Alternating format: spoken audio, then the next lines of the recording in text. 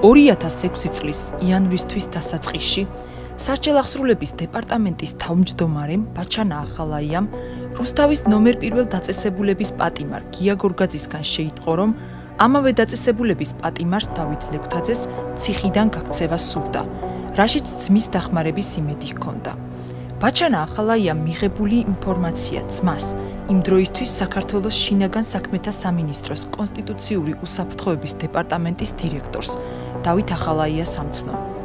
დავით ახალაიამ ნაცვლად იმისა, რომ დანაშაულის მომზადების თაობაზე შეტყობინების მიღებისთანავე უზრუნველეყო გამოძიების დაწყება, გადაწყვიტა მიღებული ინფორმაცია გამოეყენებინა სისასტიკის დემონსტრირებისთვის, რაც სასჯელ-აღსრულების დეპარტამენტის თავმჯდომარის პოსტზე ახლად დანიშნული ძმის ბაჩანა ახალაიას ძალაუფლებას განამტკიცებდა და საყოველთაო შიშს დანერგავდა სასჯელ-აღსრულების დაწესებულებებში, რაც გაამარტივებდა შემდგომში ციხეების ადმინისტრაციაში მომუშავე პირების და პატიმრების სურვილისამებრ მართვას. თავდაპირველად ციხის ადმინისტრაციასთან დაახლოებულ პატიმარ გია გორგაძეს ეცნობა, რომ პატიმრების გაქცევის პროვოკაცია უნდა განხორციელებულიყო. პროვოკაციისათვის აუცილებელ ატრიბუტს ცეცხლსასროლ იარაღს შინაგან საქმეთა სამინისტროს თანამშრომელი გია გორგაძის თავისუფლებაში მყოფ ძმას შოთა გორგაძეს მიაწვდიდა. ის კი თავის მხრივ იარაღს ციხიდან გაქცევის მსურველ პატიმარ დავით ლეკვთაძის ძმას გადასცემდა. შეთანხმებისამებრ 2006 წლის 12 იანვარს პატიმარი გია გორგაძე წალკის რაიონში მუსულმანური წესით ნათლობის რიტუალის ჩასატარებლად ორ მეგობართან ერთად მყოფ ძმას შოთა გორგაძეს მობილური ტელეფონით დაუკავშირდა და უთხრა, რომ თბილისში მისი მეგობარი ჩანთას გადასცემდა, რაც მას პატიმარ დავით ლეკვთაძის ძმისთვის უნდა მიეცა. ამასთან პატიმარმა ძმას დაუმალა და არ უთხრა, რომ გადასაცემ ჩანთაში იარაღი უნდა ყოფილიყო. გია გორგაძის წარმოდგენით ამით შემოიფარგლებოდა მისი ძმის შოთა გორგაძის და ძმის მეგობრების მონაწილეობა დაგეგმილ პროვოკაციაში, მაგრამ სინამდვილეში ციხიდან გაქცევის პროვოკაციის არავითარი გეგმა არ არსებობდა და დათა ახალაიას რეალური ზრახვების აღსრულება მხოლოდ ახლა იწყებოდა. 2006 წლის 12 იანვარს დაახლოებით დღის 5 საათზე კონსტიტუციური უსაფრთხოების დეპარტამენტის მეორე სამმართველოს თანამშრომელი ალექსანდრე სუმბაძე ამავე სამმართველოს უფროსის გიორგი დგებუაძეს იგივე მასტერას დავალებით ოპელის მარკის ავტომობილით მივიდა ფონიჭალაში, სადაც შოთა გორგაძეს, მარად ართმელაძეს და რომან სულმანიძეს შეხვდა. აღნიშნული პირები საკუთარ ავტომობილში ჩასვა და გიორგი დგებუაძის მითითებით 3 საათი ატარა თბილისის ქუჩებში. ამასობაში დავით ახალაიას ორგანიზებით კონსტიტუციური უსაფრთხოების დეპარტამენტის თანამშრომლები ნავთლუღის ავტოსადგურთან ახლოს 3 სხვადასხვა ადგილზე განლაგდნენ. ერთი ნაწილი აქტიურ ღონისძიებათა განყოფილების რაზმი, ეგრეთ წოდებული სპეცრაზმი, ნავთლუღის ავტოსადგურიდან ისნის მეტროს მიმართულებით 150 მეტრში ჩასაფრდა. მეორე ნაწილი ნავთლუღის ბაზართან ავტოსადგურიდან 150 მეტრში გაჩერდა, ხოლო მესამე ნაწილი ავტოსადგურთან ყველაზე ახლოს, მის გასწვრივ 100 მეტრში განთავსდა. ყველა მათგანს მიღებული ჰქონდა დირექტივა ბრძანების გარეშე არ დაცრულიყო ადგილიდან.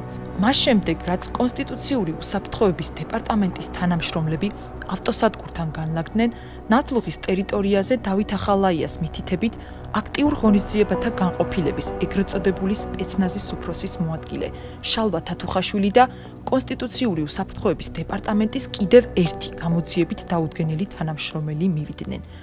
ალექსანდრე სუმბაძემ გიორგი დგებუაძისგან მიიღო დავალება, რომ მანქანაში მყოფი პირები შოთა გორგაძე, მარად ართმელაძე და რომან სულმანიძე ნავთლუღის ავტოსადგურის ტერიტორიაზე მიეყვანა და სწრაფად გაცლოდა იქაურობას. სუმბაძე მითითების შესაბამისად მოიქცა და მას შემდეგ, რაც შოთა გორგაძე, მარად ართმელაძე და რომან სულმანიძე ავტოსადგურთან ახლოს ავტომანქანიდან ჩამოსვა, სწრაფად მოშორდა შემთხვევის ადგილს. სწორედ ამ დროს შემთხვევის ადგილზე ორი შავი ფერის ჯიპის ტიპის ავტომობილი გაჩერდა. ავტომობილებიდან კონსტიტუციური უსაფრთხოების დეპარტამენტის შეიარაღებული თანამშრომლები, მათ შორის დავით ახალაია, გიორგი მაზმიშვილი, ლევან ქარდავა, გიორგი დგებუაძე გადმოვიდნენ და ავტომატების სროლით გამოედევნენ უიარაღო შოთა გორგაძეს, მარად ართმელაძეს და რომან სულმანიძეს. ამ პირების მიმართულებით ისროდა შალვა თათუხაშვილიც და მის მარჯვნივ მდგომი კონსტიტუციური უსაფრთხოების დეპარტამენტის კიდევ ერთი თანამშრომელი. სროლების შედეგად შოთა გორგაძე და მარად ართმელაძე ავტოსადგურის ტერიტორიაზე რკინიგზის გამყოფ კედელთან ახლოს დაეცნენ, ხოლო რომან სურმანიძე მათგან ოდნავ მოშორებით, მოწყვეტით დაეცა მიწაზე. დავით ახალაია მიუახლოვდა ძირს დაცემულ შოთა გორგაძეს, ავტომატის ლულა თავზე მიაბჯინა და ესროლა. ხელმძღვანელის ქმედება რატომღაც სამაგალითოდ მიიჩნიეს გიორგი მაზმიშვილმა და გიორგი დგებუაძემ. გიორგი მაზმიშვილი მარად ართმელაძეს მიუახლოვდა და ავტომატური ცეცხლსასროლი იარაღიდან მიბჯენით ესროლა ყელში. ხოლო გიორგი დგებუაძე ძირს დაცემულ რომან სურმანიძესთან მივიდა და ავტომატიდან საკონტროლო გასროლა განახორციელა თავის არეში.